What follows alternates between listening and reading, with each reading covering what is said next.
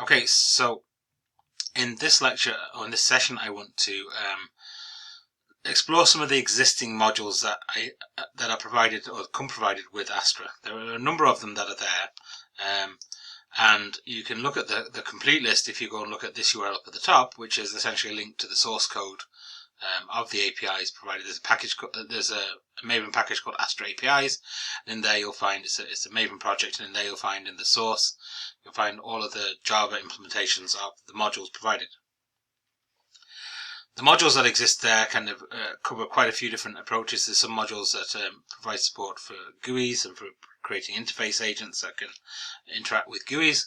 There are some modules that provide access to databases, and there are modules that provide things like support for manipulating lists, support for mathematical operations, support for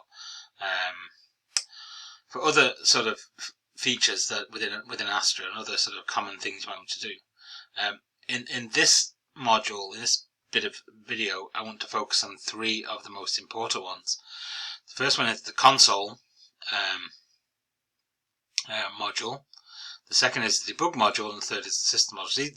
These are, relatively simple modules, but they should provide you with a basis to provide you with the things you need in order to be able to work with or to complete the tasks that I'm setting you for this week's lab. Okay, even these modules themselves, I'm only going to introduce some of the basic options. Again, you can find all the details here, and there's a slightly out-of-date Java doc. So I wrote up most of the modules have been extensively Java docked with essentially descriptions of each for each method. Descriptions associated with each method that I've provided.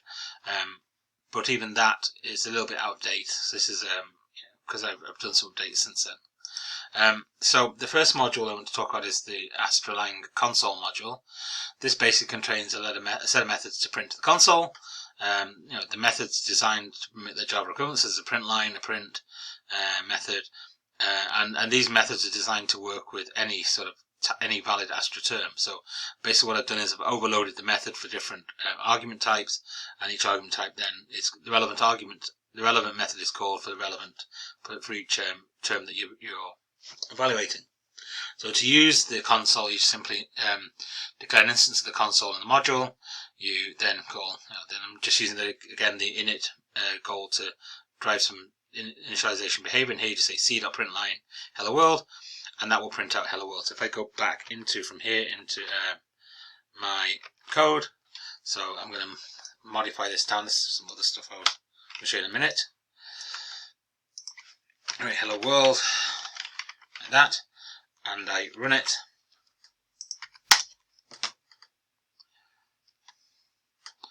You'll see that it prints out hello world. Okay, so that's one down. Oops.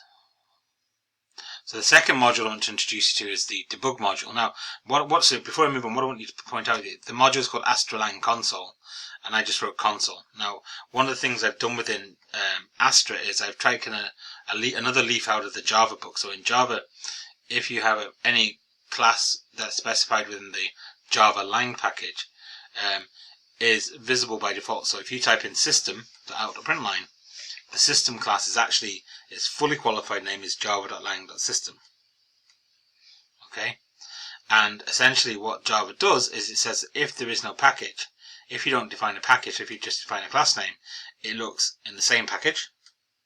So in the same package it's currently in, and if it's not in there, it goes and looks in the default in the java.lang package. So it automatically says, well, actually that's just part of the core Java language, therefore I'll either you've overridden it in the current class, or it goes and looks for the class in the Java Lang, and if it's not in the Java Lang, then it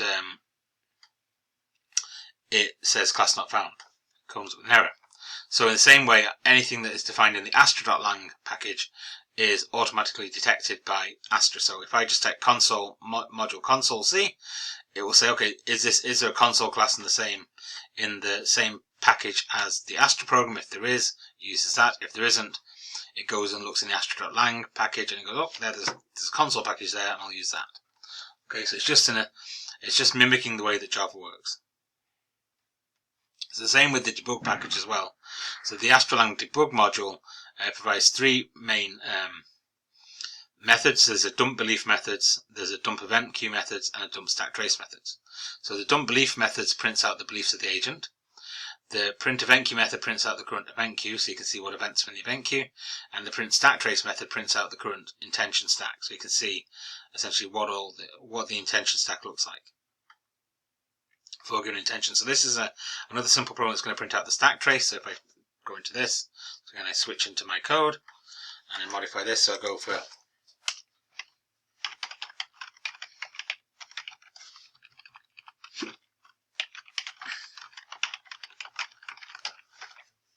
do that and I run it. You can see here it is. The current stack is in suspended state, and there's one intention on top, which is what one. This is the event that was used to adopt the intention, which is the init goal, and there's nothing else in it. Okay, so if I try and modify my code a little bit, so let's say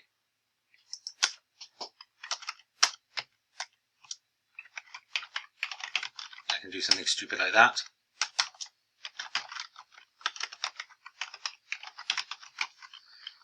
I'm not sure what this is going to. I'm ad-libbing again now, so this could go pear-shaped. There you go. So you see, the bottom of the stack is the init. That's the top of the stack, sorry. And then on top of that, we have a sub goal. So we call the init, and then we call the sub goal, and we're currently in, well, the stack trace is printed because we're in the sub goal event. So you can see as we go through. If I do it one more time, just to do this stupidly obvious. Sub goal.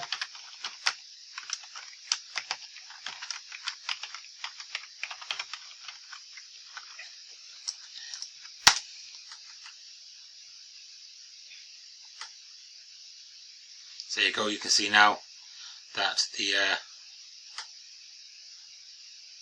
this one had that. So now we have three things. We have an init goal, sub goal, and sub goal. Okay, so you can see the trace, you can see essentially the goal tree for a given intention, and you can understand where the agent is at what point the agent is at. You can see how the agent has got to the relevant to that print stack trace. Now, where this might be useful is if you have some rules where you have rules that sort of say where you have serendipitous, where you have rules that, for example, when you're doing the tower. When you're processing the tower, when the tower is empty, you can print out stack trace then from the debug, and that should show you all of the goals that have been called in generating the tower. It might be interesting to see whether or not it does what you expect it to do. So that's the second one. So hopefully that's interesting. And the last one then is the system module. Now the system module has a lot of stuff in it. Okay, the system module is the module we use to get agents to create more agents. So it's how we go from a single agent system to a multi-agent system. There is sort of a create agent sort of action that you can perform. There's a terminate agent which terminates an individual agent. But they're all things that we'll talk about later on when we get to multi-agent concepts. For now I'm going to talk about four main operations. One is the exit operation, and that terminates the program. So it's basically like system.exit in Java. The fail action is one that basically is just an action that fails. It returns false. So it automatically will cause a plan to fail. The sleep action then, the third one, is one that makes the agent go to sleep for a fixed period of time. So it just calls thread.sleep basically. Okay, so here's an example little program. If I copy this program in, so I just go back into my code and I type this out so we can simplify this down. So c.print line hello s asleep 2000, so make sleep 2 seconds, print line world s.exit, and we run that, and if I run that code,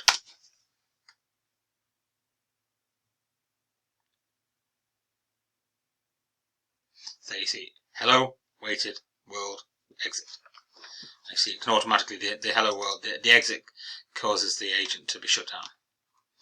Okay, so there are three basic modules that you can start you off with: the console, the debug, and the system. Together, I mean, to give you an example of the debug, I suppose just to go back into this code before. If I go sort of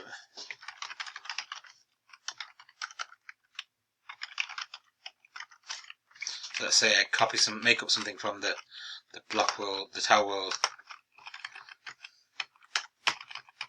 You can see I have to OCD in this. BC. So I have 3 blocks. So I go types, tower, formula, block, string, formula, on, string, comma, string. And I can then go initial on a, comma, table.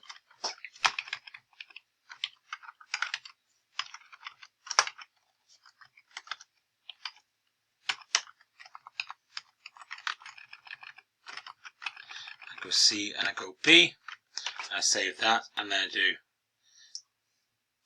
d dot dump beliefs. What you see, and again, this is a very useful thing to have in your code, because what you get is you run it and dump beliefs, and now you can see all the beliefs that are currently true. So when you're trying to debug various operations, if you're trying to debug holding, for example, and things like that, you can actually sort of start working on a rule. You can set up a configuration, an initial configuration, and you want to test. You can have like holding A, and we can say something like, so we need to put holding in.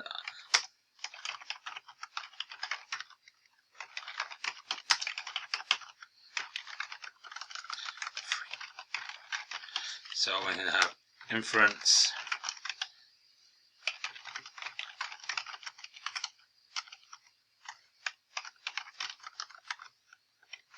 not on x, comma, so there's nothing on it, and not holding x.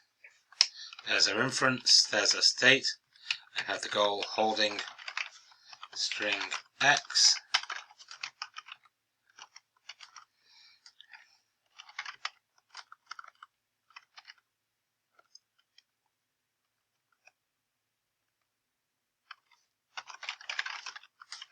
Oops. Not holding string y, and free x. So for example, if you do that, or you could do a printout for that, but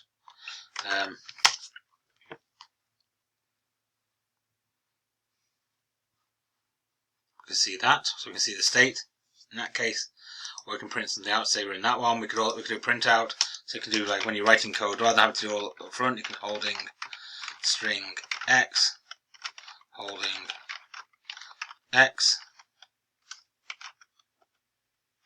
do nothing, holding string x, holding string y.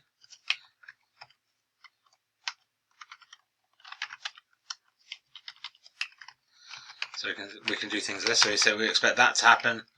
So if we add a belief there, comma, block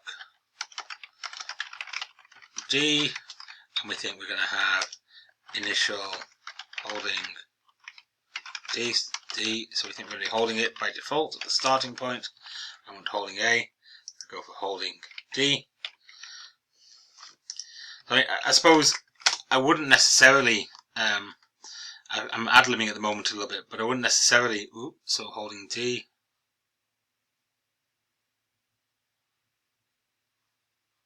Ah yeah, so that's because that one. I mean, we can do things like, I mean, I'm actually not sure that I'm doing the right thing with the beliefs here, but you can say things like holding X. You can use the console print line, definitely, and then you can do things like that. When you can say, oh, when I run it, yeah, I'm expecting holding D. So I would go holding A.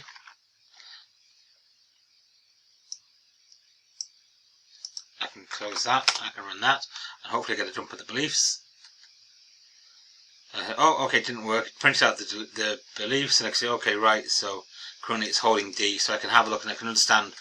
I can basically be trying to understand why did this is the rule that fired. Yeah, here is the information on it, and you can see that it fired because of this.